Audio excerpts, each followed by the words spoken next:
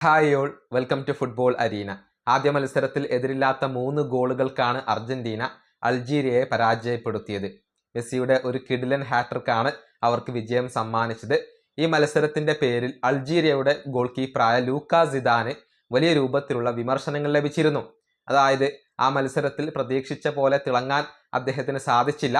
അതുകൊണ്ട് തന്നെ വലിയ വിമർശനങ്ങളാണ് ആ പ്രകടനത്തിന്റെ പേരിൽ ഗോൾ കീപ്പറായ ലൂക്ക സിദാന് ലഭിച്ചത്. നമുക്കറിയാം, സിനദിൻ സിദാന്റെ മകനാണ് ലൂക്ക സിദാൻ. ഈ വിമർശനങ്ങളെല്ലാം അദ്ദേഹത്തെ മാനസികമായി ബാധിച്ചിട്ടുണ്ട്, അദ്ദേഹത്തെ തളർത്തിക്കളഞ്ഞു എന്നുള്ള റിപ്പോർട്ടുകളാണ് ഇപ്പോൾ പുറത്തേക്ക് വരുന്നത്. പ്രമുഖ ഇംഗ്ലീഷ് മാധ്യമമായ ദി സൺ, അതുപോലെ തന്നെ ഫ്രഞ്ച് മാധ്യമമായ ഫുഡ് മെർക്കാറ്റോ എന്നിവരൊക്കെ ഇക്കാര്യം റിപ്പോർട്ട് ചെയ്തിട്ടുണ്ട്. അതായത് വിമർശനങ്ങൾ ഏറിയതോടുകൂടി ഇദ്ദേഹം മാനസികമായി തളർന്നിട്ടുണ്ട്. അതിൽ നിന്നും കരകയറാൻ വേണ്ടി ഒരു സൈക്കോളജിസ്റ്റിന്റെ സഹായം ലൂക്ക സിദാൻ തേടിക്കഴിഞ്ഞു എന്നാണ് ഇപ്പോൾ അറിയാൻ സാധിക്കുന്നത്. മാധ്യമങ്ങൾ ഇക്കാര്യം സ്ഥിരീകരിച്ചിട്ടുണ്ട്. അതായത് മാനസികമായി താരം ഏറെ തകർന്നു കഴിഞ്ഞു. മെസ്സിയുടെ ഹാട്രിക്കും അതേ തുടർന്ന് ഉണ്ടായ വിമർശനങ്ങളും അദ്ദേഹത്തെ വളരെയധികം ബാധിച്ചു എന്നുള്ളതാണ്. അതിൽ നിന്നും കരകയറാൻ വേണ്ടിയാണ് അദ്ദേഹം ഇപ്പോൾ സൈക്കോളജിസ്റ്റിന്റെ സഹായം തേടിയിട്ടുള്ളത്.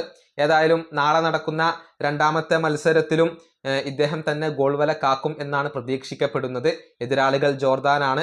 നാളെ രാവിലെ ഇന്ത്യൻ സമയം 8:30 അൾജീരിയയും ജോർദാനും തമ്മിലുള്ള ഈ മത്സരം നടക്കുക.